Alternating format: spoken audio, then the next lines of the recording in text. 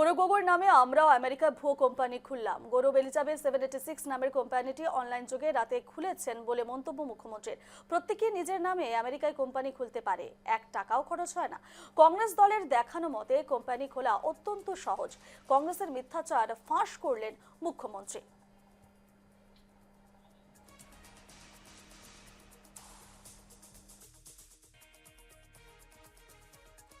আমি একটা company খুলিছো fake কিন্তু গৌরব এলিজাবেথ 786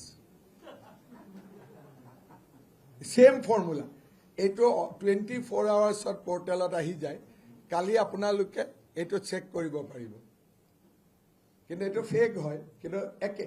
আৰু তাতে গ'লে এইটো দেখা পাব, যেনেকে ইণ্ডিয়ান কোম্পানী হনুমানৰ নামত খুলিব পাৰি, শিৱৰ নামত খুলিব পাৰি, মহাদেৱৰ নামত খুলিব পাৰি, কৃষ্ণৰ নামত খুলিব পাৰি, তাতো যিকোনো মানুহৰ নামত খুলিব পাৰি। যোৱাকালি ৰাতি আজি ৰাতিপুৱা আমি এইটো খুলিছো, গৌৰৱ এলিজাবেথ 786 আমি এটা কোম্পানী খুলিছো। আপোনালোকে সবেই নিজৰ নিজৰ নামত খুলি ল'ব পাৰে, মানুহক দেখুৱাবৰ কাৰণে যে আমেৰিকাতো মোৰ এটা কোম্পানী আছে। এইটো মালিক তাত এমাউণ্ট নালাগে, খালি ৰেজিষ্ট্ৰেশ্যন। বাকীখিনি আপুনি মুখেদি কৈ দিয়ক 1 লাখ কোটি আছে বুলি।